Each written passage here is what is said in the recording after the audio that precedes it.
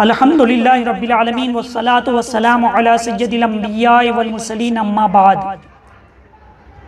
अज़ीज़ान गिरामी, बाहर शरीयत किताब से रोज़े के मसाइल आप हज़रात समाअत फरमाएँ। रोज़ा उर्फ़ शरा में मुसलमान का बनियत इबादत सुबह सादिक से गुरूब आफ्ताब तक अपने को कसदन खाने पीने जिमा से बाज रखना और औरत का हैज़ो निफास से खाली होना शर्त है। मतलब रोज़ा सुबह सादिक से लेकर गुरूब आफ्ताब तक खाने पीने जिमा से बचने का नाम रोज़ा है।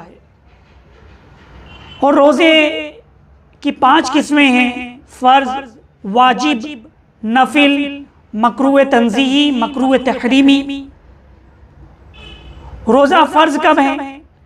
रमज़ान के रोज़े, ये फ़र्ज़ मुअय्यन है। और अगर किसी वजह से रमज़ान के रोज़े क़ज़ा हो जाए तो अब बाद में उसे रखना है, तो ये भी फ़र्ज़ है, उसको क़ज़ा रखना, तो ये फ़र्ज़ गैर मुअय्यन है। और इसी तरह रोज़े का कफ़ारा उसको भी रखना है।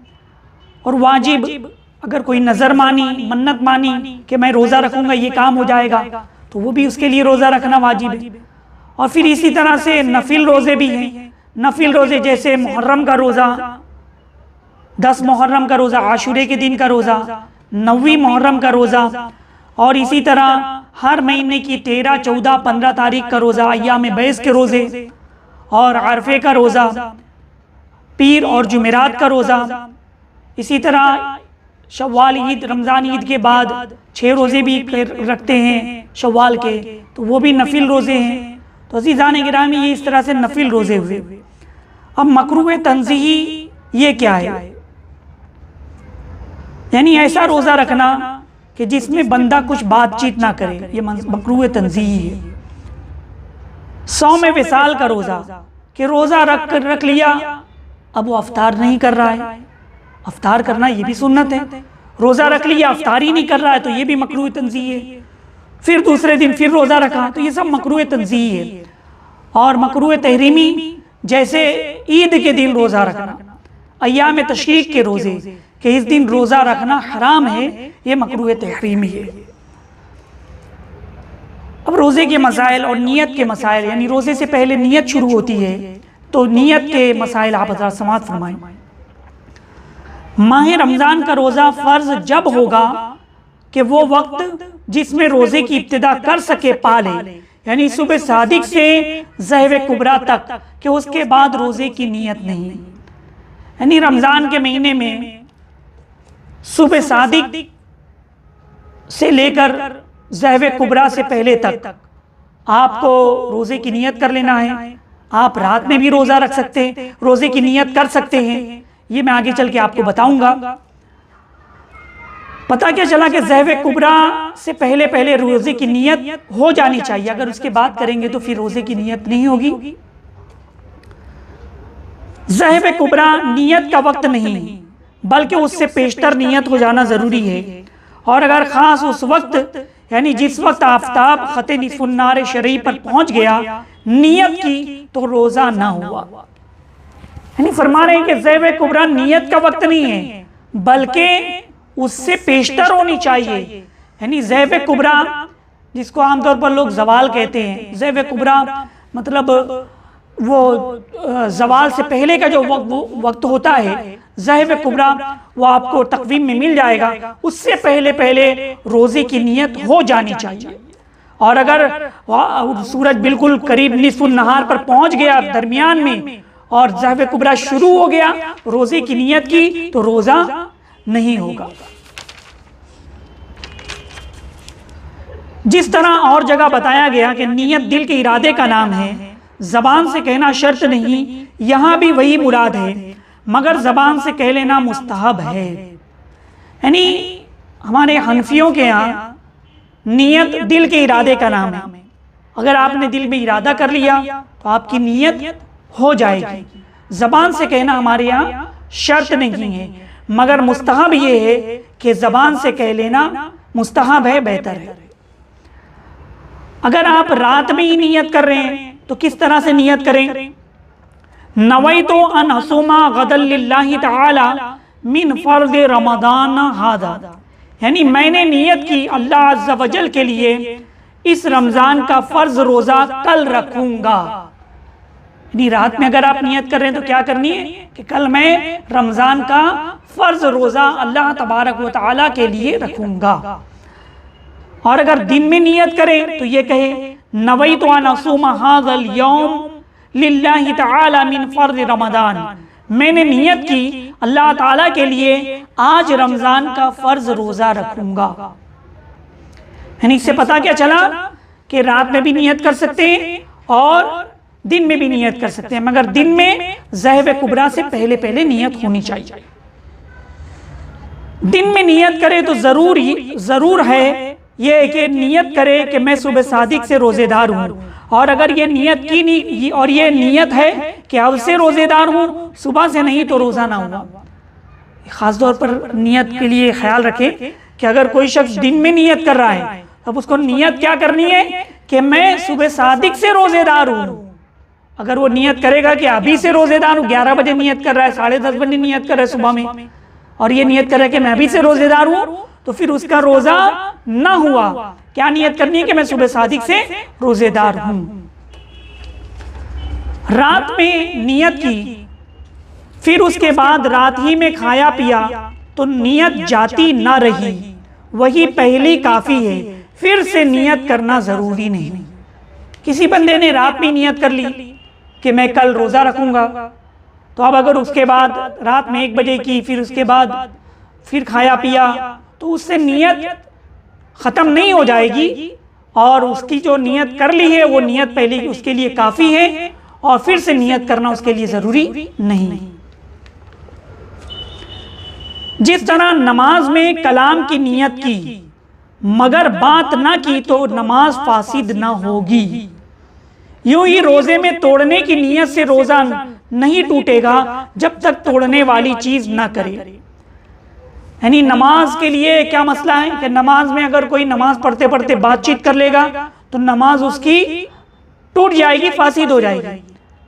अब कोई शख्स नमाज पढ़ रहा था, नमाज के दरमियान उसने नियत की कि मैं किसी से बात कर लूं, तो खाली नियत कर लेने से उसकी नमाज नहीं टूटेगी जब तक वो बात न कर ले।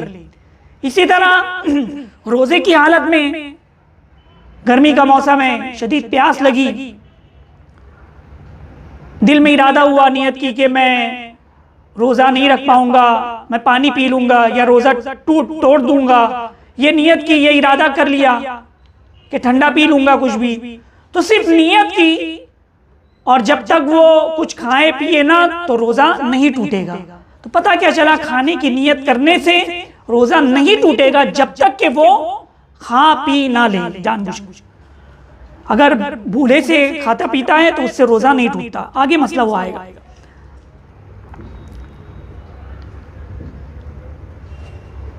सहरी खाना भी नियत है, हाँ रमज़ान के रोज़े के लिए हो या किसी और रोज़े के लिए, मगर जब सहरी खाते वक्त ये इरादा है कि सुबह को रोज़ा ना होगा तो ये सहरी खाना नियत नहीं। यानी सहरी करना सुन्नत भी है, उसमें बरकत भी है, सहरी का अल्हम्दुलिल्लाह हमारे यहाँ एहतमाम भी होता है।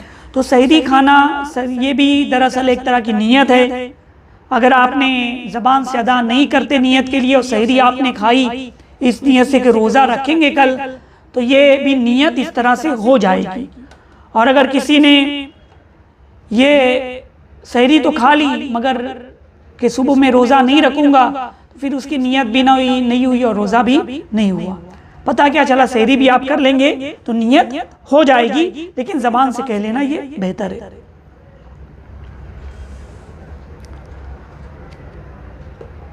अगर रात में रोज़े की नियत की, फिर पक्का इरादा कर लिया कि नहीं रखेगा, तो वो नियत जाती रही। रात में रोज़े की नियत कर ली कि रोज़ा रखूँगा, फिर पक्का इरादा कर लिया कि नहीं रखेगा। क्या इरादा कर लिया बाद में कि सुबह होते होते कि नहीं रखूँगा, तो फिर वो जो नियत की थी वो नियत जाती रहेगी। रमज़ान के हर रोज़े के लिए नई नियत ज़रूरी है।